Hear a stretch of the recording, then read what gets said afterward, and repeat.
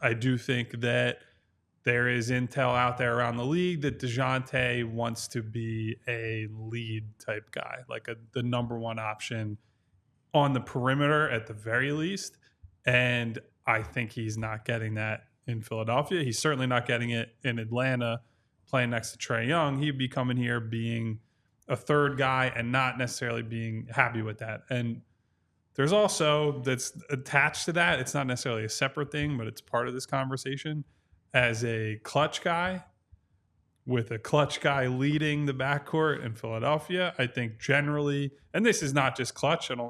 This is not casting aspersions at Rich Paul. Generally, management, agents, representation want to steer their guys in situations where they're the lead, they're the face of the franchise, they're getting the bulk of the opportunities, so that one, they can show what they have, and two, they eventually get the biggest possible payday. Now, all that being said, the reason that you have to consider Dejounte if you're the Sixers, if he gets back to the defensive level he was at in San Antonio, which we've said on the show he has not been at in Atlanta, has taken a pretty massive step back there in terms of his attentiveness, that would make him an ideal fit next to Tyrese Maxey in the backcourt. Somebody who can defend the bigger guards, just take the tougher assignment in general, and take some of the responsibility off of him on that end of the floor.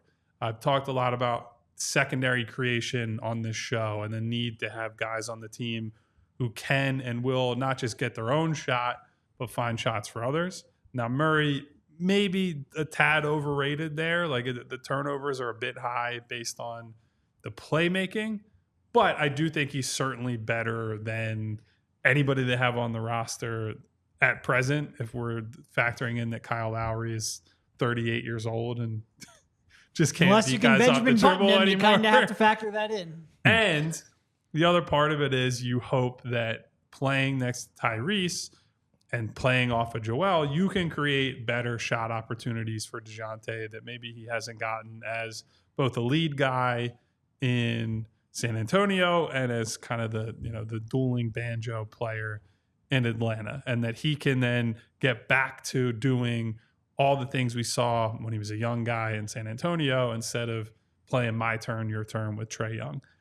And really, we're only talking about Dejounte because in this world where they circle back on Dejounte, because the Sixers, from what I had heard, were shooting down any attachment to Dejounte ahead of the deadline, is because they've struck out, right? Like they didn't get Paul George.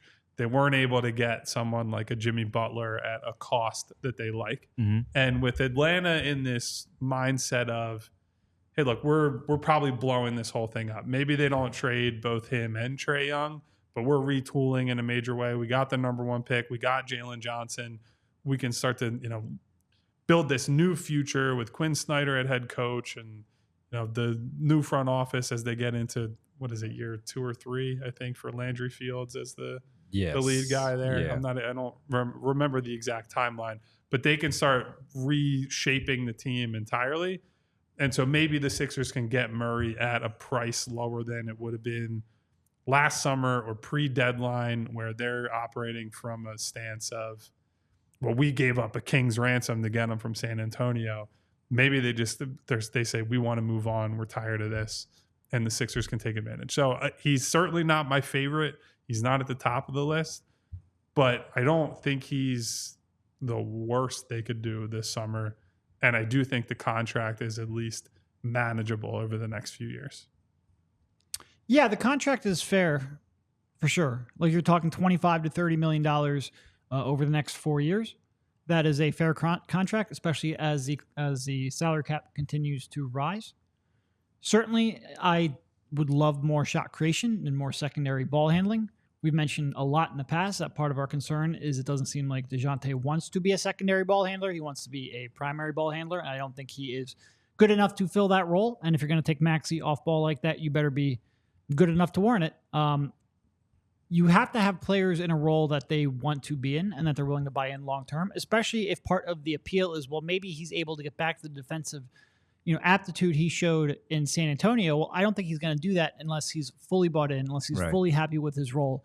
And I'm not sure being alongside Tyrese Maxey and alongside Joel Embiid. You know, that's not, we focus a lot on Tyrese Maxey because he is a primary ball handler right now, but also like Joel Embiid's going to handle a lot of the creation in the half court. Dejounte is going to be playing probably more off ball than he has been in Atlanta. Is he going to be okay with that? And if he isn't, you know, he's a not unwilling, but a slightly hesitant catch and shoot player whose numbers have been up and down over the years. And that was the big question in his game coming out of Washington as well.